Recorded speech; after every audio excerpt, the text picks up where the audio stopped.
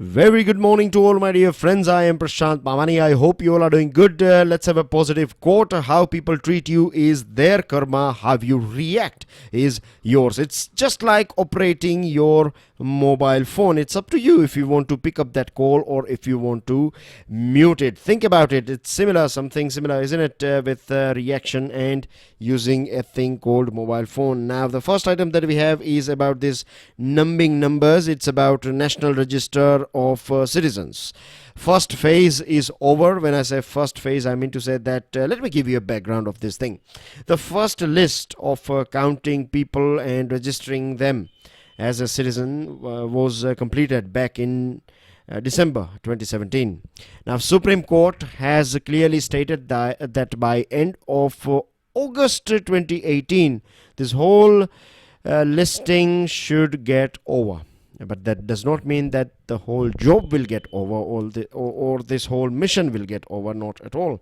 At present, as this thing was part of first page, you can say front page news in most of the newspapers, so I'm sure you are aware about this figure that around 40 lakh people, right? 40 lakh 7,707 to be precise. This many people, their names are not there on this National Register of Citizens. So of course government will give them a chance, government will give them a chance to claim or to object to this decision, or for whatever reason, or for the reasons for which their name is not on this NRC.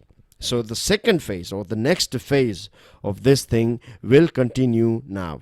The other thing is, as far as this whole process is concerned, we can safely say that it has been peaceful. We haven't seen major violence. We haven't seen, big issues. Of course, it was a big challenging task for this NRC bureaucracy, and hats off to this NRC bureaucracy and all this 55,000 odd workforce that has helped the people as well as the government to create this NRC list. Now, we have to keep this thing in mind that 40 lakh people are not on board, and there are high chances as well of errors conducted by human interface, subjective bias. Your proof of this NRC, this latest NRC, could be flawed because of this NRC of 1951 that was conducted, and later on, or the data that is used in this electoral rolls of 1961 and 71. So 51, 61, 71, this three, you can say 3 decades data, there could be, and I'm sure there will be some errors, and these errors can carry ahead or carry forward. And because of this thing, there could be many people who are proper Indians, but their names are not on this NRC. Now, remember when we were talking about USA, because you guys, most of you guys, right, if I'm not wrong, 95% of you guys are regular followers. You are following this series for a very long period of time now. So, when we were talking about Indian people and their situation in USA, when I say Indian, I'm talking about all those migrants, right? They were not having proper USA's work visa, but they went there somehow, and now they are staying there for a very long period of time. Then came Mr. Trump, and he said that he is going to separate these parents from their kids. They will be kept in different detention centers, and they means kids as well and their parents as well, they will be sent back to their home country. Now, when we say kids, right, their home country is, of course, USA, and it's not about just Indians. It applies to every immigrant family, right? If someone from Bangladesh, just imagine back in 1971, we know what was going on in East Pakistan, and after that we got this Bangladesh new country. So back in 1971 and before that, things were very rough in Bangladesh. So many people, right, from Bangladesh, they migrated here in our country, India, and they are living here since then. because they don't have any valid documents and things like that. But they're kids, right? Their birth took place here. They are born and bred here in our country. And we are talking about second and third generation of people living here. But now if we are asking, or if we are thinking to send them back, then we are doing something similar to Mr. Trump. Means I'm not saying that government has said this thing that we are going to send them back, not at all. In fact, government is, and of course the Supreme Court is monitoring this thing. So, and I'm sure that government of India as well, right, we will maintain this humane touch, and we will make sure that democracy prevails. We have to also make sure that we don't do anything wrong to all those people, right, who are innocent, right? Means if someone is entering our country without our permission, then that is definitely illegal, and whatever punishment or whatever steps one can take, we should take it, right? We cannot. Let me wrap it up with a small example. If you want to make sure that your garden, right, keeps on producing beautiful flowers, if it looks good and things like that, then you have to create a fence. As simple as that. With this second item that we have, it's about this towards wars and good news coming from this part of the world. This is West Asia. If you are new to this discussion, then let me quickly take you through this region here for regular students. Of course, it is going to be a good revision as well. And the more you revise, the more pictures, right, particularly of map, you see, it will get deeper and deeper into your mind, and then you will, I'm sure many of you, for this thing, it would be a reality that if you compare yourself with what maps were for you a couple of months ago, or maybe a few months, 6 months ago, and what it is now, right? When I say West Asia, I'm sure many students are out there that this image pops up in your mind, and so this is how it works, right? So this is progress, you can say. So here is India. As you can see, this portion here is Gujarat, this is Arabian Sea, and the countries that you can see here, they are part of this region of Asia called West Asia. In international news channels, they term it as Middle East. It's same thing, right? If you see it from Indian perspective, then the more accurate word is West Asia, but Middle East is also not wrong. You can use it. You can use either, but the more correct one is West Asia.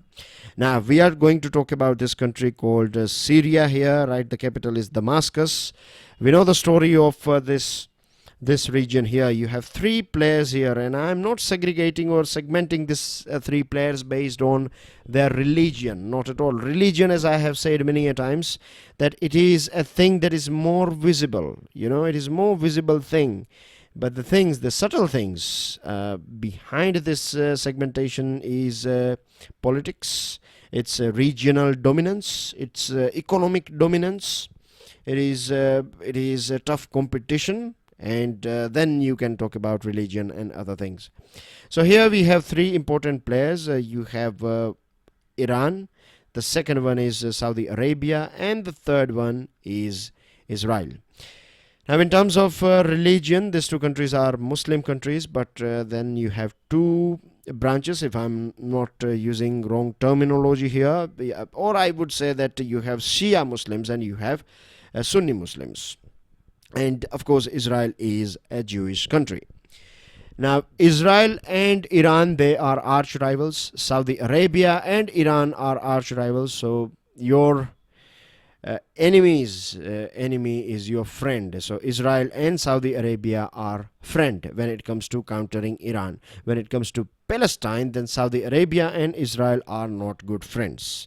When it comes to USA, Israel and Saudi Arabia are good allies of USA. So I hope things are clear to you that this country is friend with this country, but these two countries are definitely not good friends of this country here. This is how it is working here. Now you have this country Syria that is supported by Iran. Iraq is also supported by Iran. Qatar is supported by Iran, and then you have other countries. They are part of this Saudi Arabia umbrella. Now as we have done enough background work, now let's see what's going on in this Syria here. See, for a very long period of time, great games are going on in Syria. When I say great games, I'm talking about world powers like you have, so first of all, right, we have Syria in the center here, right, this is Syria, and then you have USA, you have UK, you have France. These three countries, and of course, as I told you that USA is ally of Saudi Arabia, and because of this dominance in this region, which is very important. So Bashar al-Assad, who is current president of Syria, is supported by Iran. So what USA wants this Bashar al-Assad's regime to go, and there should be a new regime that is pro-Saudi Arabia and eventually pro-USA.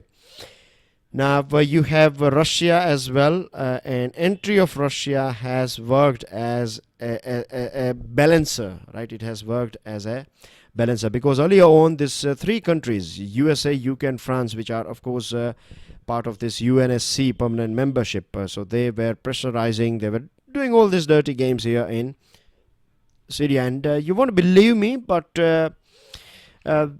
these three countries, they supplied arms and everything, and there are so many articles on the Hindu as well. You have to go back somewhere around 2014-13 and you will find out was supported by these three countries, and these arms were given to rebels. And this rebels, from this rebels, right, you have this group called ISIS, this new group formed out of this supply of items that was given by USA and other countries. Now Russia stepped in, and things are a bit balanced now, because Russia is asking for peace. Russia and Iran are good friends, so this USA, France and UK, they have to be a bit careful. They cannot do whatever they like. That's what they used to do earlier on in Syria. So at the end of the day, the people of Syria, they are the ones who are suffering because of this great games. You have Kurdish rebels in Syria. Let me show you Kurdish rebels and the area that is dominated by Kurdish forces. You can see this yellow color here. So all this portion, nearly 33% of Syria's land is under this Kurdish force. So now if I give you a brief history of Kurdish force, Kurdish are from this region, predominantly Iraq, and I would say that this we have in Nepal, Madheshi people, Rohingyas are from Rakhine or this Myanmar in the same way. When we talk about West Asia, then you have this Kurds or Kurdish people. So remember this name, because many a times you find this type of items in your MCQs as well, isn't it? MCQ prelims I'm talking about. So where do you find these Kurdish people? You find them here in the border area of Iran. You find them, of course, here in Erbil and this region. Kirkuk is a very important region. This region is part of, this is totally under control of this Kurdish people. Then you find them in parts of Turkey as well. But Turkish government, they see them as a terrorist. Now, if they are terrorist or not, that's again a different topic altogether. You find them in Syria as well, and so far Syria was the only country. When I say so far, I'm talking about what 6-7 months ago, or maybe 10 months ago, right? Max 10 months ago, Syria was the only country in which this Kurdish people were having a legitimate, or you can say a proper government, right? In a small part, in a town like size, they had their government. This town was managed by this Kurdish people. Now ISIS, it's a very ferocious terrorist organization, and Kurdish people played a very important role in eliminating this ISIS. USA supported this Kurdish people, and Kurdish people were there, right there on the ground, on the field. They were doing everything they can, and they have been very successful. They were repressed for a very long period of time. All these wrong things were conducted on them, and because they have their own way of living, and they have a bit different culture than people of this region, they have been demanding for Kurdistan, a separate land or a separate country for a very long period of time. Now, what we find that Kurdish people, they were rebels as well in Syria, but they were not that aggressive or troublemakers like ISIS. This editorial is all about the meeting that took place between this government of Syria and this Kurdish people. They have decided that they are going to the main demand of Syrian Democratic Council is democracy, decentralized power in Syria, and that's what they are seeking for, right? And their long agenda could be supporting or asking for this Kurdistan, a separate country, not from Syria, of course, but from Iraq and parts of Iran and parts of Turkey. That's the region that they are looking for. So that's everything. I have given you a very good brief about the region here. What we need to see is Kurdish people can work with the Syrian government, and together they can make sure that these rebels and ISIS and ISIL, they can be eliminated. The third item that we have is it's on data protection. Now you'd be thinking that yesterday as well we were talking about it, why we need to talk about it on regular basis. Today we are going to see it from altogether different angle. Trust me, it's not about what we have talked yesterday. It's more about mistakes, or you can say errors, or you can say demerits, or the gaps and vacuums that are left by this Sri Krishna Committee that released its or handed over its recommendations to central government. Now if we go through these two statements of Justice S.A. Bobde, and one is from Justice Chandrachud. S.A. Bobde sir says that constitutions like our own are means by which individuals, the preambular people of India, create the state, a new entity to serve their interests and be accountable to them. That means Constitution is for individuals, right? It is there for all of us. Justice Chandrachud says that the individual is the focal point. The main point of Constitution is an individual. Now what we find with this this report, or these recommendations of this Krishna, not S.N. Krishna, but I think B.N. Krishna, Sri Krishna Committee. This panel says that fundamental rights, you can play around. When I say play, I mean to say that you can make little bit changes with fundamental rights, but you cannot, right? Or the most important job of a state is to work as a facilitator of human progress. That is the main job. That's what this report is trying to say. This report is saying that directive principles of state policy are more important, or they are superior compared to fundamental rights. But that is not a right thing at all, right? Individual, right? They are the ones who are superior. It expressly stated this primacy of individual. This our constitution, right? Clearly states that our fundamental rights are superior. Individuals are important, right? They are the most important focal point. And privacy is something that is part of you and I, isn't it? Privacy. Without privacy, we cannot imagine a life. When I say life, I'm not talking about a bodily life. I'm talking about social life. I'm talking about your happiness, your space that you need in this world. We all have our own space, right? Between boyfriend, girlfriends, between husband, wife. This is a reality between parents, brothers and sisters, everyone, right? We don't share everything with everyone. We have our own world. So that privacy is a very important thing, and this has been clarified by Supreme Court back in 24th August 2017. Supreme Court, a 9-judge bench of Supreme Court has clearly stated that right to privacy is part of fundamental right. Now, if you are saying that, if this panel is saying that you can make a little bit of changes if required, then your fundamental rights, which is this privacy, can be compromised, or you can play around with it, then that is of course lack of understanding of Constitution. The other thing is that language that they have used is very complicated, even for English reader, most of English readers. and it's not available in other languages. So this is, again, you cannot say that you will get a proper public opinion on this thing. So before we go ahead and come out with a law and authority and other things, we need to sort this thing out. We need to make it absolutely clear that fundamental rights, right, this privacy should never be compromised with. The fourth item that we have is about this public-private gap in healthcare. Now, Ayushman Bharat, we have talked about it. We have talked about this organ donation, how we can nurture organ donation culture.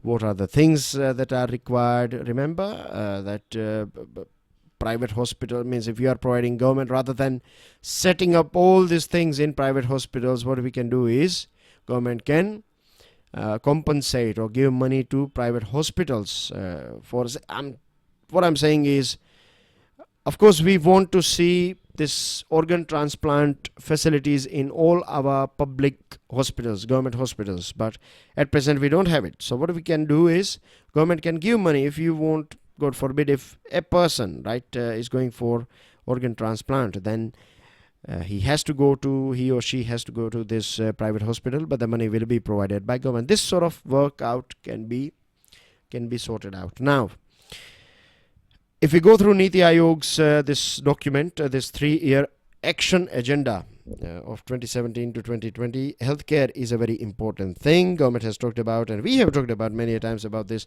Ayushman Bharat health scheme. It gives you 5 lakh per family per year. Do you think it is enough for organ transplant?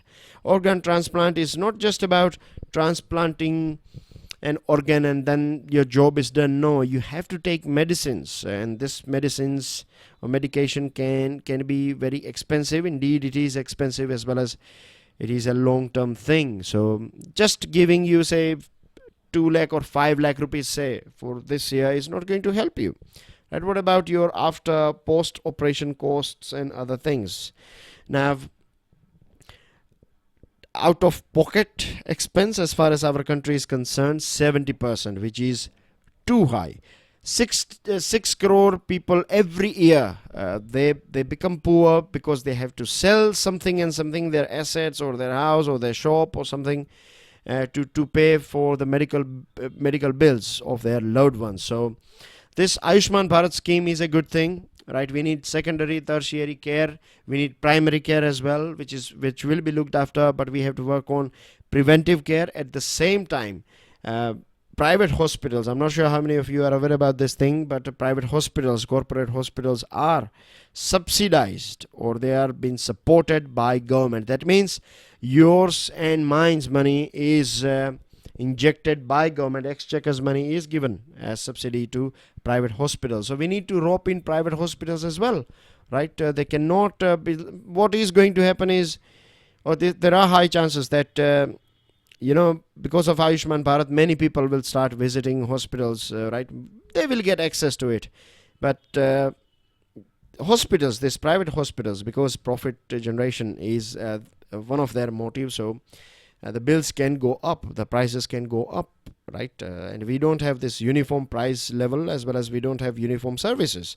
If you go to some hospitals, they have their own services. They will have different procedures, and you cannot interfere and go and check and change all the procedures. So it's a big messy thing that government will have to deal with. And the best solution is to create more government hospitals with good facilities. This will create trust, improve the facilities as well. Have a tough competition with private hospitals. Just like, it cannot work like BSNL competing Vodafone and Idea and Jio and whatever. Government should get rid of this laziness and lethargy, and but this will happen only when electorate, right? When it will become a very important topic for all of us. When together we will shout it out, then only we would be able to see this change.